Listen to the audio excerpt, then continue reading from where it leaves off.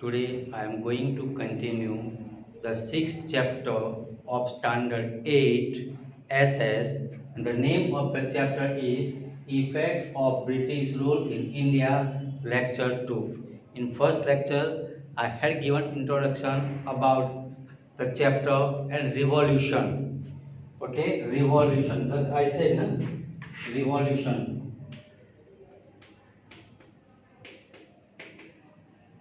We discussed that when the need of people is not satisfied, when the need of people is not satisfied and their economic condition goes down, they start to raise their voice. They start to raise their voice. They go against it, and that is called revolution. Means change. Revolution means change. Badlav. In Gujarati we say badlav. Okay. So that is called revolution. I also explained about how the economic condition of the people gone down during the time of Britishers. Okay, how the peasant and farmers they became more and more poor. Okay, we know that India was the supplier of raw material. India was the supplier of raw material. The raw material was sent to England for the finished good, and after when they come, okay, there was no tax. When they bring, there was no tax. Okay, and my dear student, there was tax on Indian commodities, and it was around 80%. How much it was there?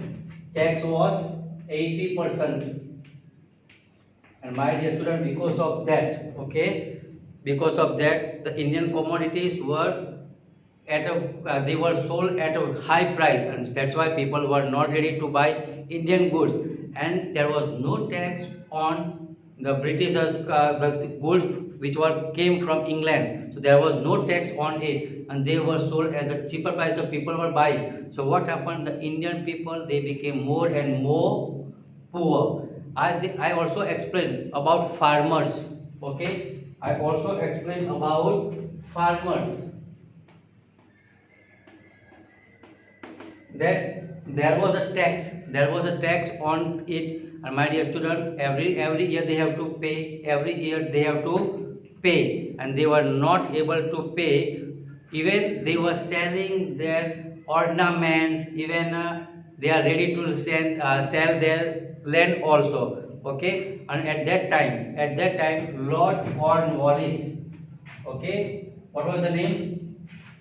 Lord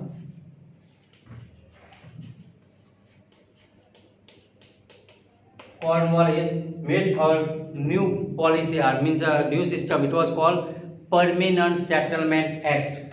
Permanent Settlement Act. And according to that, okay, after that, what happened, my dear student? The responsibility of collecting revenue tax was given to landlords.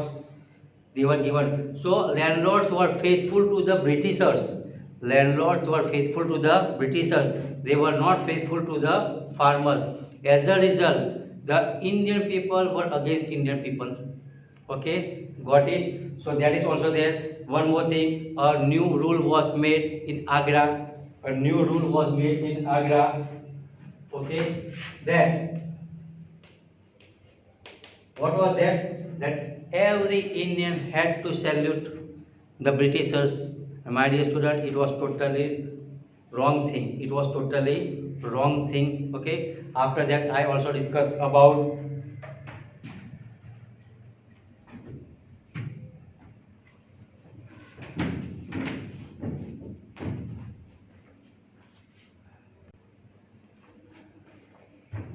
I explained about William Bentinck. William Bentinck. Okay.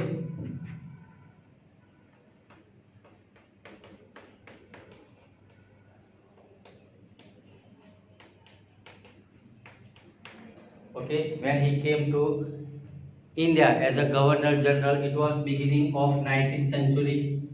It was beginning of 19th century, and my dear student, he stopped some evil customs which was just running in our society. Okay, sati pratha, dudh piti, child marriage, many things were there. And my dear student, it was a time of renunciation, now jagruti in Indian society. and I also explained about Raja Ram Mohan Roy.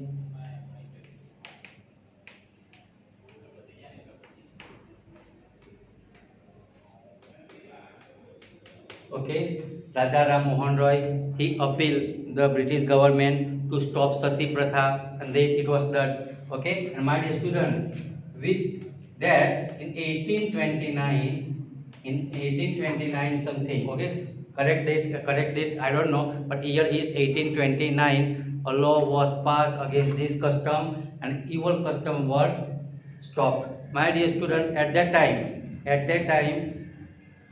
he appointed some Indians in company also. He appointed some Indians in company also, and he started with the help of Macaulay. With the help of Macaulay,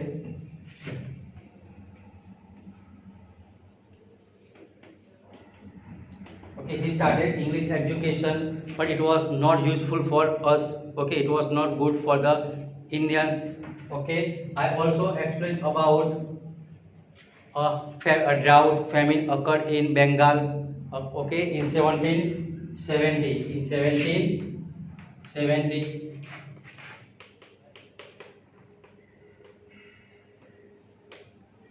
okay, and many people they died. Okay, so these things I already explained. Again, I am going to revise this thing. My dear student, if by mistake if you have forgotten this thing, no need. So you can recollect the things. Okay, you can recollect the things here.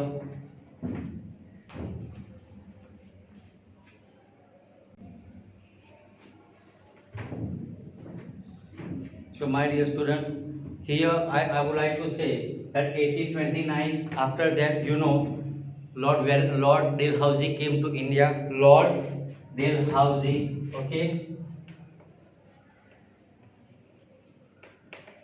Lord Dalhousie, he came to India. And I already said it was the period of 1848 till 1856. Okay, and my dear student, at that time new systems were introduced, railway, telephone, universities also. Okay, that also we are going to learn in this chapter. Okay, 1853 railway line. Okay, 1854 post and telegraph, post and telegram. Okay, after that in 1857 universities were there. Okay, these things were done, but what happened due to certain things. Okay, though there were some changes. Okay, though there were some changes, but people were not satisfied. People were not satisfied, and as a result they started their voice against them, and it led to 1857 1857 revolt. Okay, that we are going to learn in chapter number 9. Okay, so beginning of chapter 9 and ending of chapter 6, it is here. Okay, so just I said, okay, when the need of people is not satisfied and the economical condition goes down, they go against the thing and they revolt. Okay, and here the revolt is 1857 chapter 9. Okay, so here why people they revolt. Okay, because their economic condition gone down. Why their economic condition gone down? Because they have to pay taxes. And my dear student, 80% tax was on Indian goods, so more or less double. Okay, more or less double. So it was the problem. Again, one more thing. Okay, in Bengal, just I said, in 2 decades, in 2 decades, okay, they collected more than 500 crores rupees in from Bengal itself only. From Bengal, it means they have taken plenty of money from that. And because of these things, okay, because of this thing, people started their voice against the British government, and they led to revolution, change, badlav. And my dear student, 1857 is considered the first Indian struggle against the Britishers.